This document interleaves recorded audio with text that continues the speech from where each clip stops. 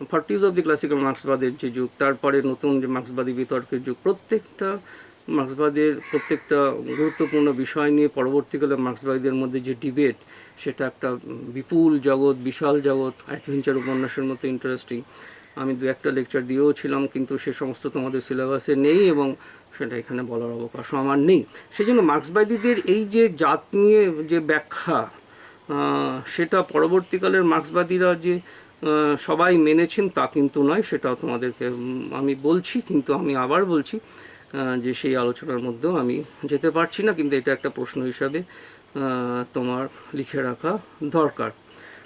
তাহলে আমি যে প্রশ্নটা আবার তুলছি সেটা হচ্ছে যে আমি ফাংশনালিজম বলেছি, আমি Marxist interpretation of caste system তোমাদের কাছে বলেছি। দুটোর মধ্যে বেসিক তফাৎ একটা পয়েন্ট আমি তোমাদের বলেছিলাম, আর একটা পয়েন্ট বলছি, সেটা হচ্ছে এই যে যে আসলে ফাংশনালিজম কাস্ট সিস্টেমের এক্সিস্টেন্সটা সমাজের পক্ষে কতটা উপযোগী সেটা প্রদর্শন করার দেখানোর চেষ্টা করে, এবং মার্ক্সবাদীরা মনে করেন যে এক ধরনের শ্রেণী বিপ্লবের কথা তারা বলেন যখন জাতিগত ব্যবস্থার অবসান হবে। এই হচ্ছে মূল যে পার্থক্য। এ ব্যাপারে মূল্যায়ন তোমরাই করবে, তোমাদের মতো করে করবে। এখন এখন যেটা হচ্ছে সেটা হচ্ছে এই যে যে আমি এই আলোচনাটা শেষ করব যার কথা দিয়ে, হুইচ ইজ মোস্ট ইম্পর্টেন্ট, এবং তোমরা এতক্ষণ ধরে যেভাবে ব্যাপারটা বুঝছিলে তাতে তোমাদের মাথাটা সাময়িকভাবে একটু ঘুরে যেতেও পারে, কিন্তু আমি জানি যে তোমরা খুবই স্থিতধী অ্যান্ড র্যাশনাল, এবং তোমরা আবার তোমাদের নির্দিষ্ট জায়গায় ফিরবে। মাথাটা ঘুরে যেতে পারে এই কারণে আমি প্রথমে এম.এন. শ্রীনিবাসের কথা দিয়ে শেষ করব। এম.এন. শ্রীনিবাসের বিখ্যাত গবেষণা গ্রন্থ social change in modern India এবং ভারতীয় জাত ব্যবস্থা সম্বন্ধে অন্যতম গুরুত্বপূর্ণ যুগান্তকারী গবেষণা এটা, বা ভারতীয় জাত ব্যবস্থা শুধু না, ভারতীয় সমাজ ব্যবস্থা সম্বন্ধেও বটে। এবং এই গ্রন্থটির প্রথম যে চ্যাপ্টার, সেই চ্যাপ্টারটার নামই হচ্ছে সংস্কৃতাইজেশন। লেখো SANSKRITIZATION,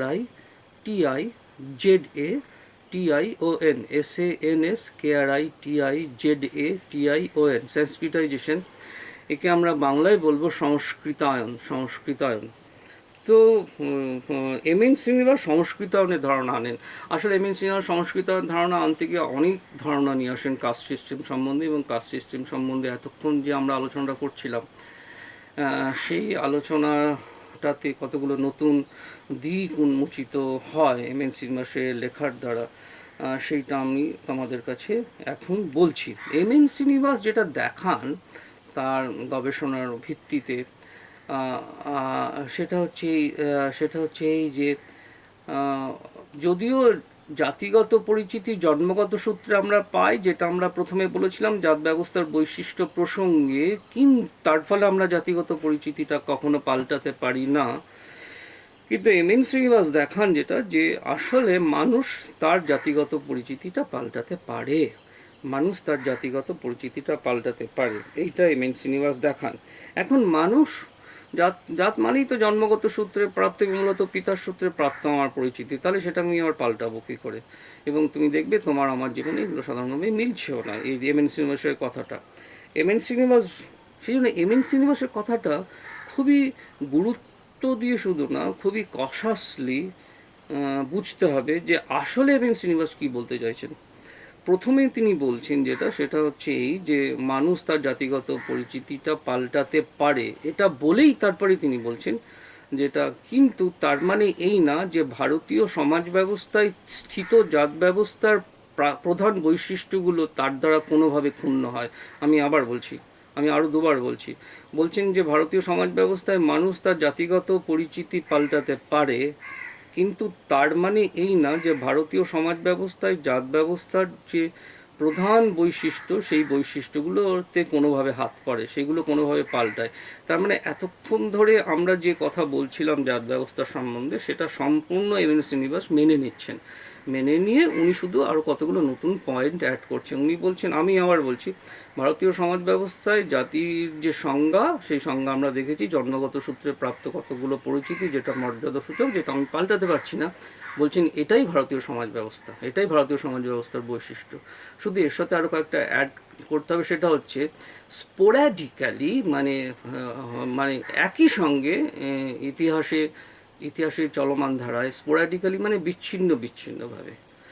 তাহলে কিন্তু এই জাতিগত পরিচয় পাল্টানো ঘটনা যে ঘটেনি তা নয়, যদিও জাত ব্যবস্থা তার বৈশিষ্ট্য নিয়ে একই রকমভাবে অক্ষুণ্ণ আছে, কিন্তু তার ভেতরে জাতিগত পরিচিতিটা পাল্টানো ঘটনা ঘটেছে।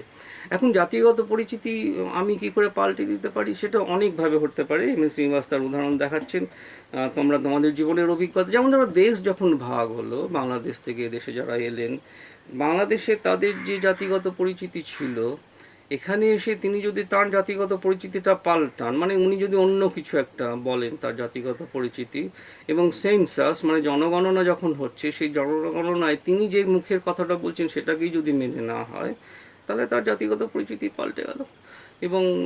এবং যেহেতু তার সঠিক কী জাত সেটা তার এলাকার লোকেরা বিভিন্ন জায়গায় ছড়িয়ে গেছে, যারা ওখান থেকে যখন তাদের পরিচিত লোকেরা এই দেশে এলেন, বিভিন্ন জায়গায় ছড়িয়ে গেছে, অতএব এই লোকটির আসলে কী জাত সেটা এই লোকটি যা বলবে তাই, সেটাকে আইডেন্টিফাই করার, প্রমাণিত করার আর কোনো ব্যবস্থা নেই। এটা একটা এক্সাম্পল। যেমন এমএন শ্রীনিবাস দেখাচ্ছেন, মোগল আমলে যখন আগ্রা থেকে রাজধানী দিল্লিতে চলে গেল শাহজাহানের সময়, তখন আগ্রার চামাররা তো খুবই গুরুত্বপূর্ণ একটা কাস্ট, চামাররা সবাই আগ্রাতে চলে গেল, এবং আগ্রাতে চলে গিয়ে তাদের অধিকাংশই দাবি করলো যে তারা কায়স্থ, এবং বর্তমান দিল্লির কায়স্থদের পূর্বপুরুষরা অধিকাংশই চামার, এবং তারা যে কায়স্থ হিসেবে দাবি করলো তারা কায়স্থ হয়ে গেল। এ হচ্ছে ব্যাপারটা।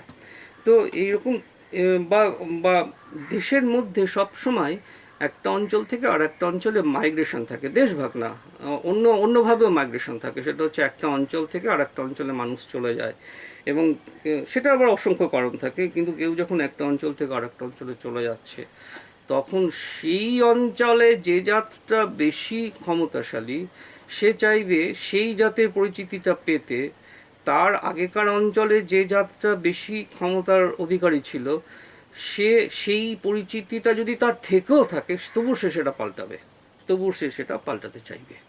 এ হচ্ছে ব্যাপারটা। তার ফলে যেটা হচ্ছে যে এই যে আমি জাত ব্যবস্থা, তার মানে ব্যাপারটা বুঝে দেখো যে জাত ব্যবস্থার যে ইনহেরেন্ট কোয়ালিটি, যে একটা মর্যাদাসূচক ব্যবস্থা, সামাজিক মর্যাদাসূচক ব্যবস্থা, সেটা কিন্তু টিকেই যাচ্ছে, সেটা কিন্তু থেকেই যাচ্ছে, সেটা কিন্তু ভারতবর্ষে থেকেই যাচ্ছে। সেই মর্যাদা এবং সামাজিক স্তরবিন্যাস সেটা কিন্তু থেকেই যাচ্ছে, আর থেকে যাচ্ছে বলেই যে অঞ্চলে, আমি বলেছিলাম এটা সবসময় রিজিওনাল বেসিসে ভ্যারি করে, যে অঞ্চলে যে রিজিয়নে যে বেশি উঁচু মর্যাদা সম্পন্ন, যদি সেখানে নতুন লোক এসে পৌঁছায়, সেটা সে বুঝবে, চেষ্টা করবে, এবং সেখানে সে সেটাতে সে উত্তীর্ণ হওয়ার চেষ্টা করবে। এই নিয়ে প্রচুর গল্প টল্প আছে, সাহিত্যের প্রচুর সমস্ত সমৃদ্ধ গল্প আছে, উপন্যাস আছে, তোমরা সব পরে জেনে নেবে। এর ভিত্তিতে শ্রীনিবাস বলছেন যে সংস্কৃতাইজেশনের মানে হচ্ছে যখন নিচু মর্যাদা সম্পন্ন, এবার আমি ওগুলো একে একে বলছি। সংস্কৃতাইজেশন, সংস্কৃতায়ন, বাংলা হচ্ছে সংস্কৃতায়ন। সংস্কৃতাইজেশনের মানে হচ্ছে যখন নিচু মর্যাদা সম্পন্ন কোনো জাত উঁচু মর্যাদা সম্পন্ন কোনো জাতে নিজের পরিচিতিটা তৈরি করতে পারে। অনেক সময় হয় কি, একই লোকালিটিতে একই জেনারেশনে সবাই যেহেতু চেনে, ওই যে কোনো একটা জেনারেশন শুরু করে যে আমি আসলে এই জাত না, অন্য জাত, তার জেনারেশনে কেউ মানবে না, তার ছেলেও সেই দাবি করলো, তার ছেলেও সেই দাবি করলো, তার ছেলেও সেই দাবি করলো, ব্যাস একটা সময় সেই প্রথম যে পুরুষ, তাকে তো আর কেউ চেনে না, সে তিনি তো মারা গেছেন, সে একটা সময় সেই, এমনকি লোকাল লেভেলও এটা হতে পারে। তাই সংস্কৃতাইজেশন মানে হচ্ছে আমার যে মর্যাদাসূচক জাতিগত অবস্থানে আছি আমি, সেখান থেকে আমি যখন উঁচু মর্যাদাসূচক জাতিগত অবস্থান প্রাপ্ত হয়েছি, সেটাকে উনি বলবেন সংস্কৃতাইজেশন, সংস্কৃতায়ন।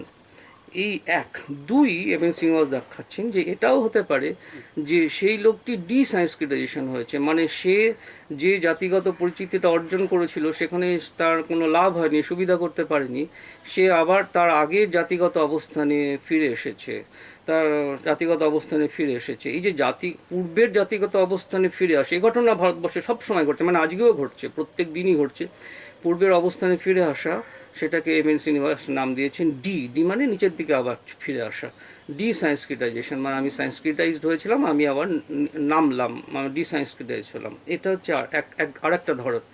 আর একটা ধরনের কথা তিনি বলছেন রিসাংস্কৃতাইজেশন, আরই একটা হচ্ছে ডি হাইফেন সাংস্কৃতাইজেশন, প্রথমে সাংস্কৃতাইজেশন, তারপরে ডি নিচের দিকে আবার আগের অবস্থানে ফিরে আসা, তারপরে রিসাংস্কৃতাইজেশন, তার মানে হচ্ছে আবার ওই যে আমি সাংস্কৃতাইজড হয়েছিলাম, প্রথমে যে আমি আমার অবস্থান থেকে সাংস্কৃতাইজড হয়েছিলাম, আবার ডি থেকে আমি আবার সেখানে ফিরলাম, এ ঘটনা ঘটছে, সেটাকে তখন আমরা আবার বলছি রিসাংস্কৃতাইজেশন। আর একটা সাংঘাতিক কথা বলছেন এম.এন. শ্রীনিবাস, যেটা খুবই বিস্ময়কর এবং most interesting to understand Indian society, সেটা হচ্ছে যে কনসেপ্ট অফ ট্রাইবালাইজেশন, যেকে ট্রাইব মানে কি, ট্রাইব হচ্ছে যাকে আমরা, ট্রাইবের বাংলা হয় না, উপজাতি বাংলাটা ঠিক না, এটা একটা অ্যানথ্রোপোলজির শব্দ, ইংরেজ শব্দ, এই ইংরেজিটার কোনো বাংলা নেই। তো I am not discussing the concept of tribe here, but he is saying that at the same time, through his concept of Sanskritization, desanskritization, and again in the way of his discussion of Sanskritization, he is saying, he is explaining the concept of tribalization. Now the question is this: what is tribalization? Bananda bolchi TRI, TRIBALIZATION,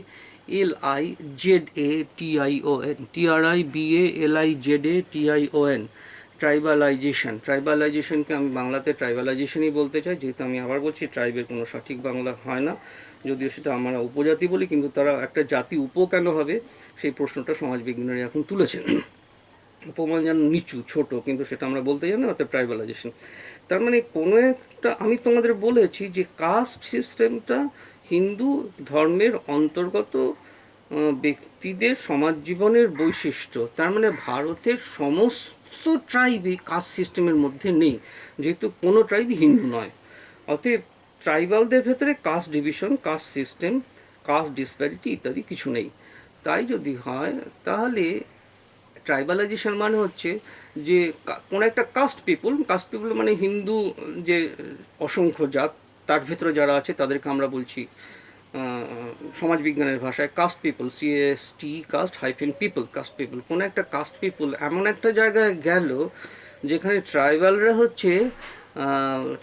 হচ্ছে powerful, প্রতিপত্তিশালী, সম্পদের মালিক, তখন তার মনে হলো যে তার যদি tribal পরিচিতি হতো তাহলে তার বেঁচে থাকতে সুবিধা হতো, তার ম্যাটেরিয়াল লাইফে ডেভেলপমেন্ট হতো, তার সম্পদ অর্জন করতে সুবিধা হতো, এবং সে দাবি করতে থাকে যে সে ওই ট্রাইবের অন্তর্গত। সেই দাবি করাটা মুশকিল হয় এক জেনারেশনে, পরের জেনারেশনে অসুবিধা হয় না, যেহেতু ওই এলাকায় থাকতে থাকতে বিবাহের সম্পর্ক তৈরি হয়।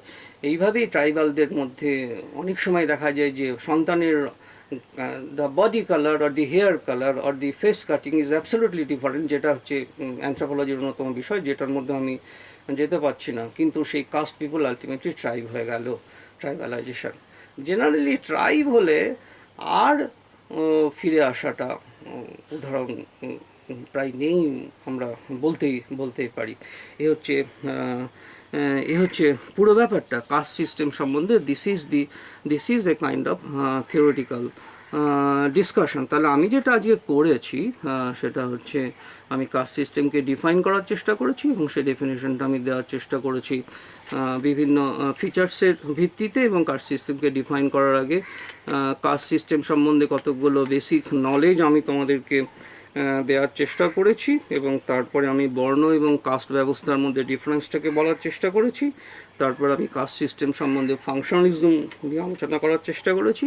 তারপরে মার্ক্সবাদীরা শ্রেণীগত দৃষ্টিভঙ্গি থেকে কাস্ট সিস্টেম নিয়ে কীভাবে আলোচনা করেছেন সেটা বলার চেষ্টা করেছি। তারপরে কর্মনির্বাহী তত্ত্ব এবং মার্ক্সবাদীদের বক্তব্যের মধ্যে যে বেসিক ডিফারেন্স সেটা আমি বলার চেষ্টা করেছি, এবং তার সবশেষে আমি এম.এন. শ্রীনিবাসের কথা বলেছি।